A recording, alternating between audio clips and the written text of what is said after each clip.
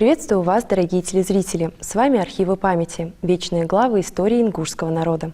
Сегодня мы вновь откроем для вас страницы прошлого. Поговорим о образе ингушского мужчины конца 19-го, начала 20-х веков вместе с кандидатом исторических наук Танзилой Чебиевой. Приветствую вас! Здравствуйте! Танзила, как мы знаем, наиболее ярким и выразительным предметом материальной культуры каждого народа является национальный костюм. В Ингуше он был самый разнообразный. Для начала хотелось бы узнать, что представляла собой повседневная одежда горца на тот период. Начнем с того, что в целом национальный костюм и одежда – это прежде всего, наверное, специфика климата, географии, флоры и фауны той местности, где складывался именно этот элемент материальной культуры. Потому что одежду мы относим как раз к материальной культуре. А символика каждого из элементов самого костюма, тут неважно, он мужской или женский, она может иметь и материальные соображения в этом смысле, и, конечно, какие-то духовные начала, там, религиозные воззрения, например, да, там, символику определенную и так далее. Так и женский костюм, о котором мы говорили как-то с вами в прошлом. Мужской костюм также определяется двумя понятиями. Это либо повседневная одежда национальная, да, либо это выходная, так называемая праздничная одежда. И здесь принципиально такой момент, когда мы говорим о использовании текстиля, материала, из которого будет изготавливаться данный костюм и каждый из его элементов. Безусловно, когда мы говорим о парадной выходной одежде, это всегда очень дорогие ткани, это элементы, допустим, которые применяются как декоративные, и они очень часто используют при этом определенный металл, чаще всего драгоценные или полудрагоценные металлы, будь то серебро или бронза. И, конечно же, головной убор, его тоже будет отличительная черта, определять, собственно, саму специфику, когда этот элемент, костюм будут носить его, собственно, представители, будь это там, допустим, повседневный тип одежды или какое-нибудь праздничное мероприятие. Если мы говорим о повседневной одежде, особенно мужской, она предполагала, естественно, базу. Базой являлась это внутренняя рубаха и шаровары. Это основной элемент, и чаще всего он состоял и изготавливался практически из одного и того же вида текстиля. Нужно сразу отметить, что по многим источникам, которые сегодня описывают материальную культуру ингушей, будь это Семенов, Виноградов, Крупнов и так далее, они очень часто упоминают, что, допустим, шерсть, лен и хлопчатобумажные ткани были основным сырьем, из которого изготавливались костюмы национальные, и неважно, это женский или мужской. И в мужском костюме, безусловно, вот эта база так называемой рубахи, которая очень часто имела достаточно, ну, скажем так, удобный крой, она шла по фигуре и имела такую особенность, как воротник-стойка, то есть практически все части тела были в полной мере прикрыты, и штаны, в которые могла заправляться рубаха, либо, если, к примеру, верхнего типа одежды, как, допустим, той же самой черкесский, в последующем бурки и так далее, если не было, то просто запоясывался. А по цветовой гамме? Вообще цветовая гамма предполагает, что внутренняя рубаха, она представляет собой более светлые оттенки, чаще всего натуральные, то есть это либо белый, бежевый, цвет льна, что называется, и так далее. И это наиболее частая тенденция, поэтому даже в современной, там, допустим, реставрационной работе национального костюма вы тоже часто увидите, что это белое внутреннее убранство, а внешний элемент, как, например, там черкеска, она будет в основном представлена, ну, разной цветовой гаммой, чаще всего это темный контрастный оттенки, для того, чтобы видеть каждый из элементов как некий, скажем так, составной элемент национального костюма. То есть белая внутренняя рубаха будет очень отчетливо видна за счет того, что у нее стойкий воротник, а черкеска, она не имеет воротника, она в основном имеет такой треугольный вырез, за счет этого этот контраст будет очевиден, соответственно, да. То есть, получается, образ больше ничем не дополнялся, там не подпоясывался?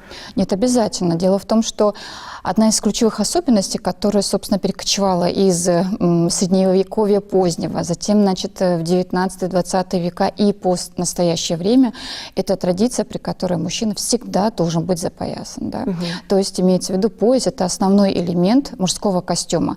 Более того, я скажу, что пояса были совершенно разные, в разные практики они применялись, имеется в виду по определенному назначению. И зачастую тот функционал, который нес пояс, это был функционал обычного кармана. То есть на нем могли крепить различные элементы, в том числе, естественно, это было оружие, кинжал, шашка, между прочим, тоже крепилась здесь, так называемый тур, да, и многое другое определялось вот по прямому назначению. Те, кто жили, условно, в условиях, когда занимались животноводством, то зачастую здесь был небольшой такой кожаный мешочек, либо коробочка, в которой сохранялись, или, вернее, хранились определенные препараты, назовем их так, лекарства, для того, чтобы лечить животное при определенной необходимости. То есть представьте себе, один и тот же тот самый пояс или ремень, он мог быть тем самым элементом, на котором крепились совершенно разного назначения, скажем, и функционала предметы. Ну и, конечно же, еще одним элементом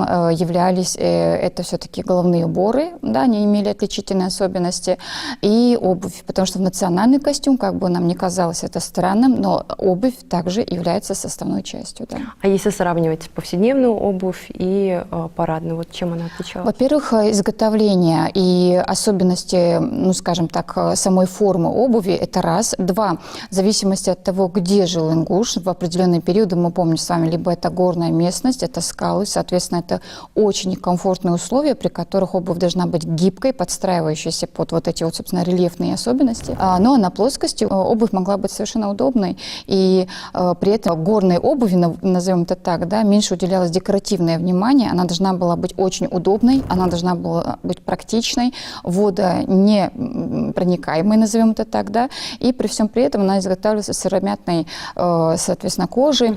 Содержание могло быть совершенно разное. Чаще всего набивалось либо шерстью, ну, когда это холодные времена, чтобы ноги не мерзли, либо травой сухой, когда это был, в общем-то, период совершенно другой сезона.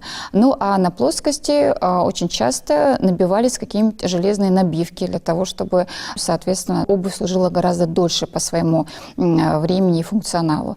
И, конечно, мы видим отличительные особенности по принципу. Это, допустим, какой-нибудь орнаментальный рисунок, какая-нибудь вышивка, использование декоративных элементов и многое-многое другое. Да. А вот что касается головного убора, были ли какие-то различия вот в парадном и повседневном? Даже вот при занятиях хозяйства под открытым солнцем? Безусловно. Во-первых, головные уборы определялись по принципу сезонности. Да?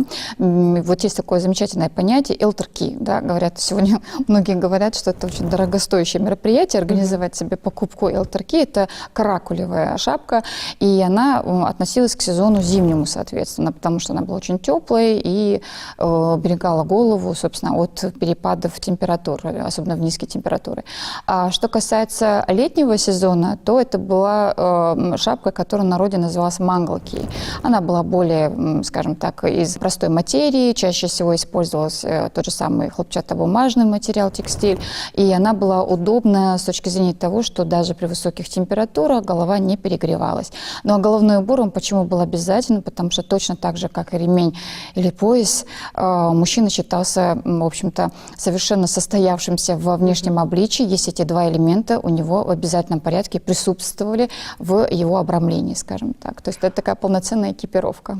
А вот с какого возраста мужчина, юноша начинал носить головной убор? И на самом деле здесь обозначался период, когда самый близкий родственник, чаще всего это мог быть родственник даже по материнской линии, преподносил это в качестве такого некоторого дара своему племяннику. И где-то от 7 лет, в принципе, определенные типы головных уборов, они присутствовали. Довольно рано. Да, да. Ну, это такое некое было посвящение, я бы сказала, как это происходит в традиционных культурах, условно, там, в океане или в Африке, это обряд инициации, да, чтобы мальчик уже чувствовал себя, во-первых, полноценным членом этого общества, во-вторых, уже, ну, скажем, очень четко себя идентифицировал как мужчина своего рода семьи, и, да, это действительно носило некий сакральный смысл.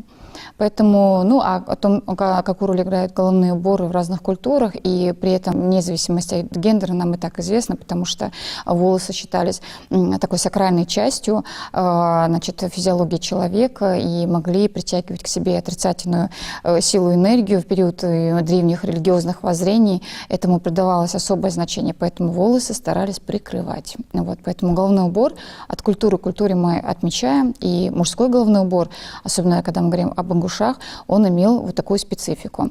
Ну а если мы с вами возьмем даже саму форму головных уборов, она была тоже, безусловно, совершенно разной, но очень часто мы встречаем с вами лоскутные головные уборы, которые состоят из многочисленных лоскутов, которые сшивались к центру самой, как говорится, шапки, и при этом были очень удобны. Сегодня активно это реконструируется, насколько мне известно, одни из современных ремесленников, по-моему, по фамилии Аздоев, как раз-таки и активно работают в этом направлении, чтобы вновь восстановить, возродить эту традицию ношения такого типа головного убора. Да. Они были обнаружены в результате различных археологических, значит, экспедиций, раскопок, в том числе, если мне память не изменяет, при падении части элемента склепа в Цоре, да. Поэтому, в общем-то, это основа основ. Головной убор мужской и женский – это символ определенного уровня развития культуры, и как повседневные, праздничные, ритуальные, обрядовые головные уборы свидетельствуют о древности культуры, соответственно, самобытности ее. А вот если говорить подробнее о таком элементе, как черкеска.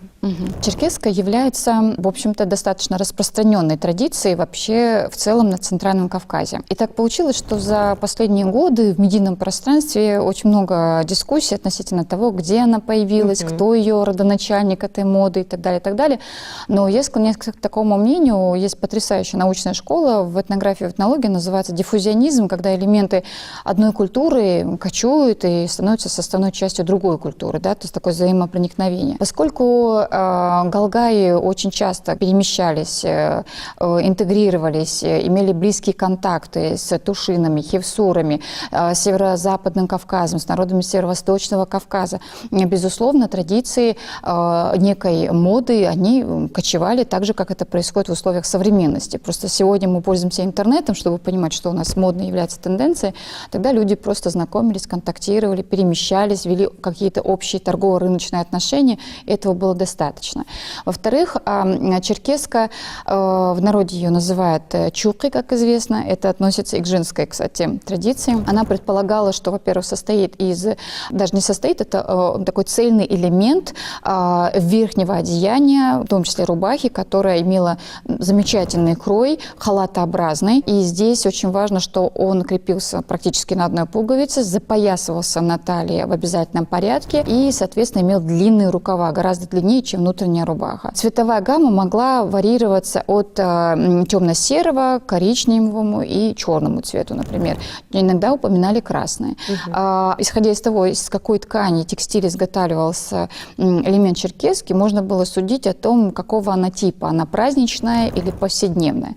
Безусловно, в каких-то трудовых, допустим, видах деятельности, когда это сельское хозяйство, животноводство, в черкеске необходимости не было. Да? То есть, условно, достаточно было рубахи, какой-нибудь верхней накидки из овчинки и так далее, как правило. Ну а те, кто перемещались на большие расстояния и, соответственно, очень часто фигурировали в каких-нибудь общественных, назовем так, общественно-политической деятельности, были активной движущей силой того периода или какие-то праздные мероприятия, черкеска была обязательным элементом мужского костюма.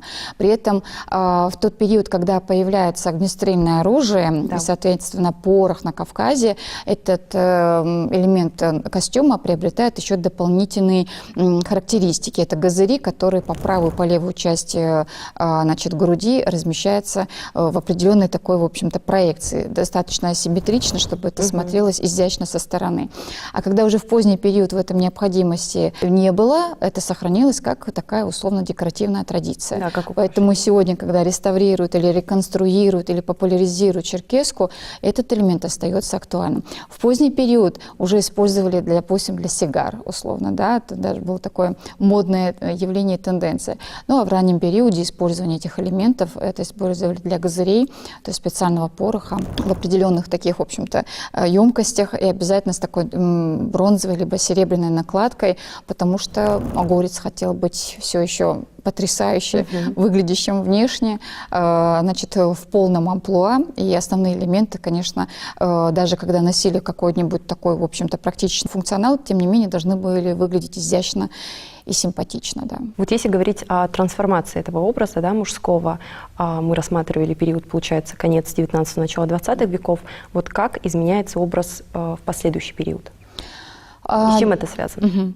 Дело в том, что эволюция костюма, она всегда привязана к тому, с кем и в какой мере контактирует культура. То есть, во-первых, в период Кавказской войны, безусловно, это накладывало отпечаток. Мы берем сам 19 век, это 1800-е годы, и вплоть до завершения Кавказской войны, 60-е годы 19 века, в основном мы видим тот самый тип, который я описала, да, то есть национального костюма.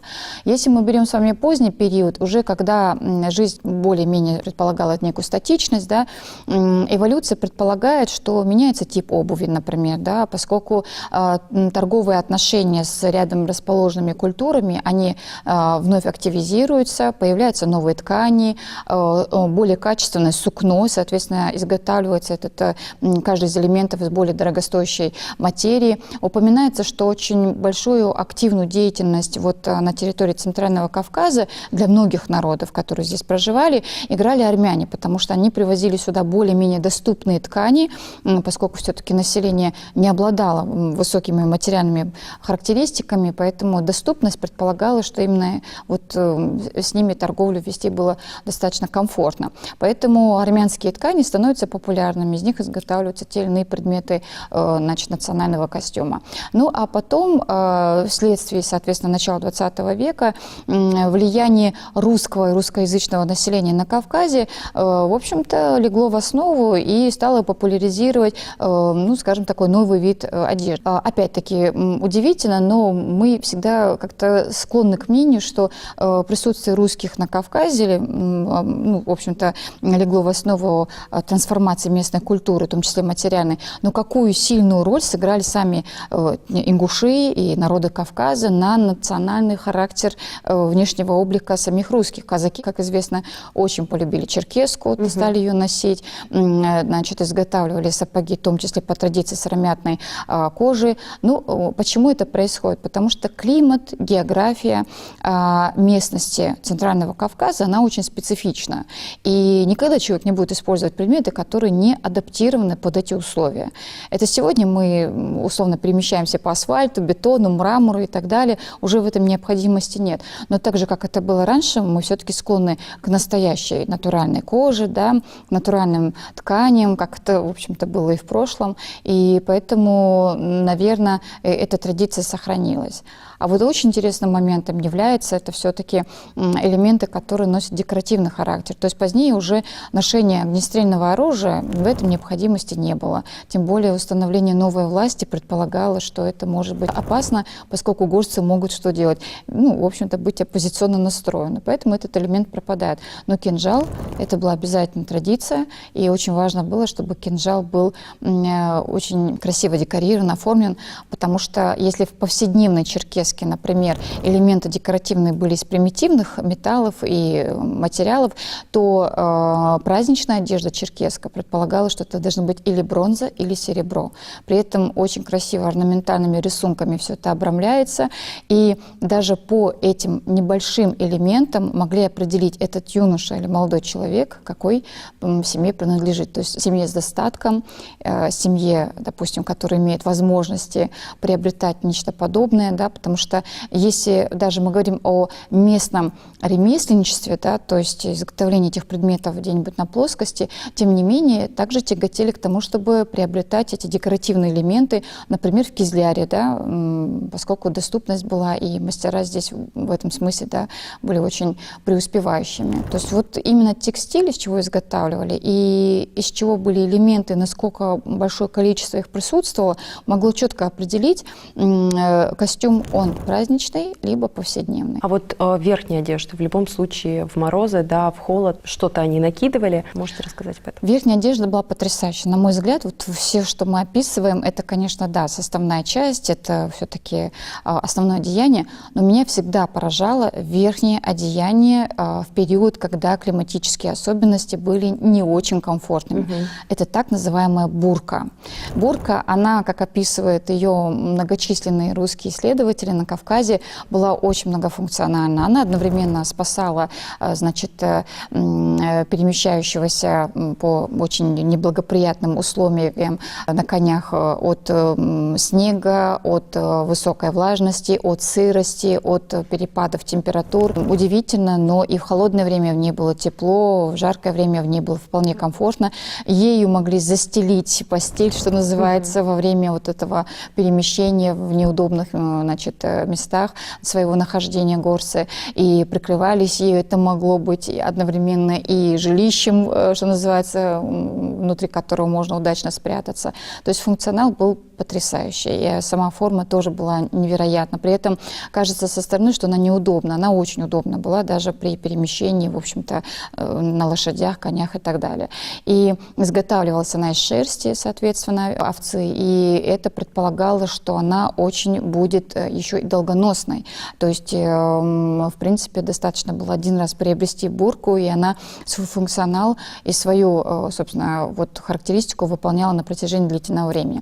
А к вопросу об изготовлении или шитье национальных костюмов, причем неважно, бурка это или что-то другое, безусловно, это ложилось на плечи, в данном случае, руки женщины, да. При этом сразу отмечу, что в конце XIX века и в начале XX века, когда стали распространяться на Кавказе швейные машинки, не было ни одного более желанного подарка для ингушской женщины, чем вот именно элемент швейной машинки, который предполагал более облегченную, естественно, да, практику шитья. И это говорит о том, что распространенность традиции шить, значит, дома, она была достаточно такой весомой. Более того, считалось, что женщина, которая не умеет шить, вышивать, соответственно, изготавливать какие-то, в общем-то, предметы, относящиеся к одежде или элементам текстиля для убранства дома, интерьера, она считалась безрукой, цитата фактически, да, в описаниях многочисленных исследователей. Поэтому этому придавало значение. Более того, вам скажу, что буквально, наверное, еще в 80-х годах 20 века были такие случаи на моей памяти, когда Мярош, он же деверь, да, в подарок своей снохе привозил швейную машинку. Тогда они были такими, знаете, ящиками, куда спряталась сама машинка. Она была такой ручной или потом электрической, потом ее вынимали. В общем, весь функционал выполняла она, эта машинка, в полной мере. И вплоть до периода и депортации, и постдепортационный период женщины, в том числе в преклонном возрасте, виртуозно справлялись с тем, чтобы изготовить, шить, выкроить, соответственно, одежду, необходимую и для женщин, и конкретно для мужчин. Но женщина, которая с этим функционалом справлялась, скажем так, не просто виртуозно, а высококачественно, была на слуху у многих, да. Но сегодня, благо, этим продолжают заниматься, да, наши современные дизайнеры. Хотелось бы узнать о осовременивании этого образа. Сейчас он встречается, да, довольно редко. Это на каких-то мероприятиях, да, на свадьбах. Насколько это важно сегодня нам, чтобы вот чаще видеть этот образ? Я в целом скажу, что мне очень близка тенденция того, что к этнографическому или этническому компоненту сегодня современная мода все чаще обращается. Это не просто интерес, это вызвано, естественно, той тенденцией, когда многие культуры, у которых была потрясающая особенность и специфика, в связи с европеизацией, глобализацией утрачивают эти особенности. И чтобы теперь наконец-таки были отличительные особенности одного модного дома от другого, многие стараются чуть ли не путешествовать по диковинным местам, где-нибудь в тропической Африке, Танзании, Намибии, Нигерии и так далее, чтобы эти элементы, наоборот, в свою европейскую традицию внести. Поэтому это не является чем-то новым совершенно. И то, что на Кавказе сегодня этому придается особое значение и практикуется повсеместно, я это воспринимаю как очень хорошая тенденция, потому что понимание и знание того, что себя представляла материальная культура, в том числе национальный костюм, это, важная задача современной молодежи, потому что это передача из поколения в поколение того, что было принципиально важным. Вообще, когда говорят об ингушской национальной одежде, неважно, мужская, женская, она предполагает очень емкое содержательное понятие. Это эздидухор. И есть такое понятие, как, например, «хаделец эздихалор», то есть имеется в виду относись к своему телу, физическому его состоянию с особым достоинством. Поэтому одежда, она подчеркивала достоинство, скрывала недостатки. Мужская одежда в этом смысле потрясающе выглядит внешне. Это, конечно, подчеркивание широких плеч, тонкой талии, да, высокого роста, соответственно, шляпа придавала еще пару сантиметров в этом смысле, да, стройности и высокорослости. Ну и, конечно, в целом использование там, это то же самое декоративной составляющей еще более обогащало костюм и придавало определенный шарм. И хочется отметить, что в поздний период, если мы с вами возьмем 20 век, очень долго сохранялась тенденция вот этой передачи, вот, скажем так, элементов национального костюма, но чаще всего через старшее поколение. Тензила, благодарим вас за то, что вы сегодня пришли, за увлекательный рассказ. Я узнала для себя много нового. Думаю, наши телезрители тоже. Спасибо большое. С вами были архивы памяти, вечные главы истории ингушского народа.